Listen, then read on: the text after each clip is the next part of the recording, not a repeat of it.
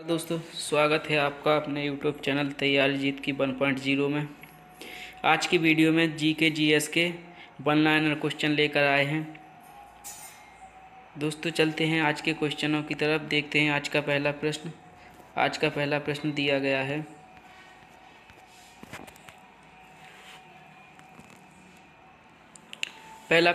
गया है, क्रेस्कोग्राफ का आविष्कार किसने किया। इसका सही आंसर हो जाएगा क्रेस्कोग्राफ का आविष्कार जेसी बॉस ने किया।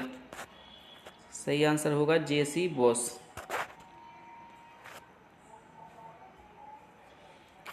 चलिए दोस्तों देख लेते हैं अगला प्रश्न। बढ़ते हैं अगले प्रश्न पर।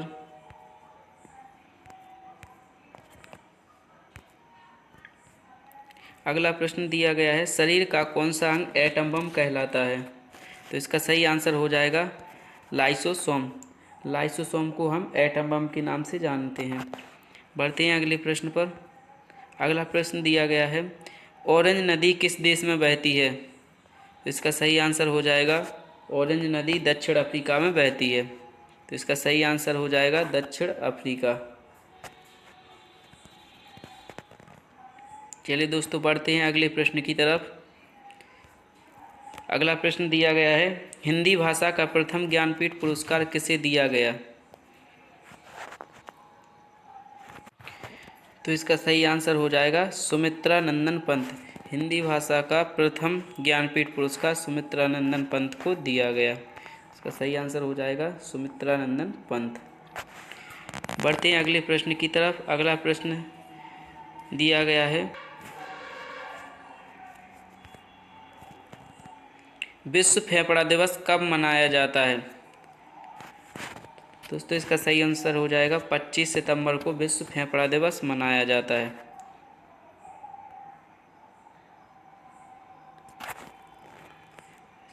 चलिए दोस्तों बढ़ते हैं अगले प्रश्न पर। अगला प्रश्न दिया गया है, विश्व का सबसे बड़ा थोरियम निर्माता देश कौन सा है। तो इसका सही आंसर हो जाएगा भारत। दोस्तों आपको बता दें, भारत विश्व का सबसे बड़ा थोरियम उत्पादक देश है। बढ़ते हैं अगले प्रश्न पर। अगला प्रश्न दिया गया है, आधुनिक आनुवंशिकता का जनक किसे कहा जाता है। तो इसका सही आंसर हो जाएगा टी.एच. मॉर्गन को। टी.एच. मॉर्गन को आधुनिक आनुवंशिकता का जनक कहा जाता है। देखते हैं अगला प्रश्न। अगला प्रश्न दिया गया है, भारत रत्न की आकृति कैसी होती है। तो इसका सही आंसर हो जाएगा पीपल के पत्ते के समान। दोस्तों भारत रत्न की आकृति पीपल के पत्ते के समान होती है। बढ़ते हैं अगले प्रश्न पर। अगला प्रश्न दिया गया है, दक्षिण भारत की दूसरी सबसे ऊंची चोटी कौन सी है।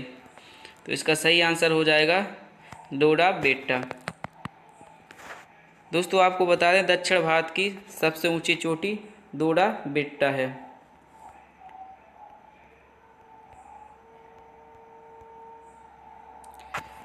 चलिए दोस्तों बढ़ते हैं अगले प्रश्न की तरफ। अगला प्रश्न दिया गया है, दक्षिण भारत की सबसे ऊंची चोटी कौन सी है। तो दोस्तों आपको बता दें, दक्षिण भारत की सबसे ऊंची चोटी है अनामुडी। दोस्तों इसका सही आंसर हो जाएगा अनामुडी। देखते हैं अगला प्रश्न। अगला प्रश्न दिया गया है, हिंदी भाषा का प्रचार प्रसार किस अनुच्छेद में वर्णित है। तो दोस्तों इसका सही आंसर हो जाएगा अनुच्छेद 351। अनुच्छेद 351 में हिंदी भाषा का प्रसार प्रचार वर्णित है। बढ़ते हैं अगले प्रश्न पर। अगला प्रश्न दिया गया है, फुगड़ी लोक नृत्य किस राज्य से संबंधित है। इसका सही आंसर हो जाएगा गोवा। तो दोस्तों फुगड़ी लोक नृत्य गोवा राज्य से संबंधित है। बढ़ते हैं अगले प्रश्न पर। अगला प्रश्न दिया गया है, नंदनकानन जूलॉजिकल पार्क किस राज्य में स्थित है। तो इसका सही आंसर हो जाएगा उड़ीसा। दोस्तों उड़ीसा राज्य में नंदनकानन जूलॉजिकल पार्क स्थित है। देख लेते हैं अगला प्रश्न। अगला प्रश्न दिया है चंदौली राष्ट्रीय उद्यान किस राज्य में स्थित है? इसका सही आंसर हो जाएगा महाराष्ट्र में। दोस्तों आपको बता दें चंदौली राष्ट्रीय उद्यान महाराष्ट्र राज्य में स्थित है। बढ़ते हैं अगले प्रश्न पर। अगला प्रश्न दिया गया है गिरना बांध किस राज्य में स्थित है? इसका सही आंसर हो जाएगा महाराष्ट्र। गिरना बांध महाराष्ट्र में स्थित है। बढ़ते हैं अगले प्रश्न पर। अगला प्रश्न दिया गया है दूरदर्शन से रंगीन कार्यक्रमों की शुरुआत कब हुई? इसका सही आंसर हो जाएगा 1982 में। दोस्तों आपको बता दें 1982 में दूरदर्शन से रंगीन कार्यक्रमों की शुरुआत हुई। बढ़ते हैं अगले प्रश्न पर। अगला प्रश्न दिया गया है चाइना मैन शब्द किस खेल से संबंधित है? इसका सही आंसर हो जाएगा क्रिकेट। दोस्तों चाइना मैन शब्द क्रिकेट खेल से संबंधित है। देखते हैं अगला प्रश्न। अगला प्रश्न दिया गया है शेरशाह को शेर खां की उपाधि किसने दी? दोस्तों आपको बता दें शेरशाह सूर्यवंश का संस्थापक था और इसको शेर खां की उपाधि मोहम्मद बहार खां लोहानी ने दी थी। दोस्तों बढ़ते हैं अगले प्रश्न पर। अगला प्रश्न दिया गया है माइक्रोग्राफिया किस वैज्ञानिक की पुस्तक है? तो इसका सही आंसर हो जाएगा रॉबर्ट हुक। दोस्तों माइक्रोग्राफिया पुस्तक के लेखक हैं रॉबर्ट हुक। बढ़ते हैं अगले प्रश्न पर। अगला प्रश्न दिया गया है महरौली स्थित लौह स्तंभ किसकी स्मृति में बना है? इसका सही आंसर हो जाएगा चंद्रगुप्त द्वितीय। दोस्तों चंद्रगुप्त द्वितीय की स्मृति में महरौली में लौह स्तंभ बनवाया गया। बढ़ते हैं अगले प्रश्न पर। अगला प्रश्न है बाल विवाह की प्रथा कब आरंभ हुई? तो इसका सही आंसर हो जाएगा गुप्त युग में। दोस्तों आपको बता दें गुप्त युग में बाल विवाह प्रथा की शुरुआत हुई। आपको बता दें गुप्त वंश के संस्थापक श्री गुप्त थे।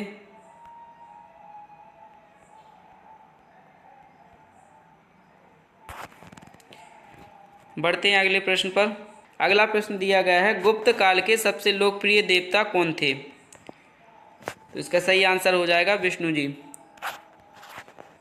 दोस्तों आपको बता दें भगवान विष्णु गुप्त काल के सबसे लोकप्रिय देवता थे।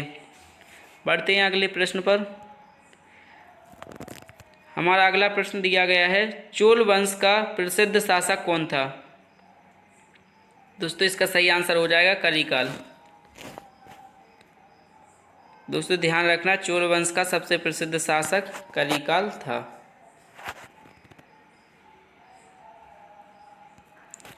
अगर आपने अभी तक वीडियो को लाइक नहीं किया है तो वीडियो को लाइक ज़रूर कर लें और ज़्यादा से ज़्यादा शेयर भी कर दें और अगर चैनल पर नए आए हों तो चैनल को सब्सक्राइब भी कर लें। बढ़ते हैं अगले प्रश्न पर। अगला प्रश्न दिया गया है इदुक्की बांध कहाँ स्थित है? इसका सही आंसर हो जाएगा केरल में। दोस्तों आपको बता दें इदुक्की बांध केरल में स्थित है। यह पेरियार नदी पर स्थित है। केरल में पेरियार नदी पर। दोस्तों ये पॉइंट नोट कर लेना इदुक्की बांध केरल में पेरियार नदी पर स्थित है। बढ़ते हैं अगले प्रश्न पर।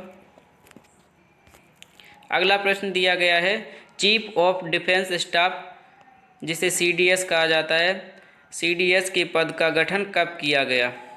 इसका सही आंसर हो जाएगा 24 दिसंबर 2019। दोस्तों आपको बता दें भारत में CDS का गठन 24 दिसंबर 2019 को किया गया।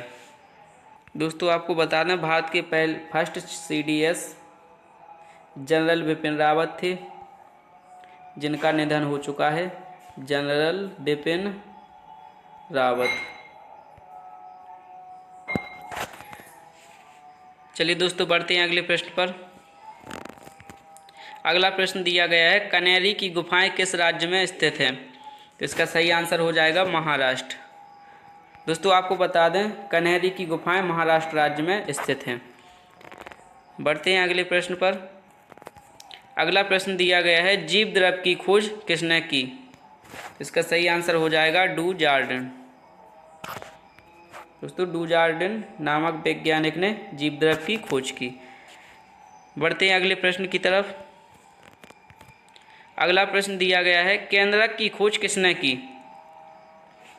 इसका सही आंसर हो जाएगा रॉबर्ट ब्राउन। दोस्तों रॉबर्ट ब्राउन ने केंद्रक की खोज की। बढ़ते हैं अगले प्रश्न पर।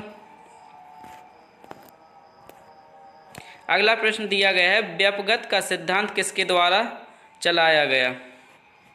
तो इसका सही आंसर हो जाएगा लॉर्ड डलहौजी। दोस्तों आपको बता दें, लॉर्ड डलहौजी के समय में व्यपगत का सिद्धांत चलाया गया। व्यपगत के सिद्धांत का मतलब है हड़प नीति। तो हड़प नीति किससे संबंधित है? लॉर्ड डलहौजी से। इसका सही आंसर हो जाएगा लॉर्ड डलहौजी। दोस्तों ये थे हमारे आज के इम्पोर्टेंट क्वेश्चन। आशा करते हैं कि आपको ये सभी प्रश्न समझ में आए होंगे। तो वीडियो को लाइक करें एवं ज़्यादा से ज़्यादा शेयर करें, और चैनल पर नए आए हों तो चैनल को सब्सक्राइब भी कर लें।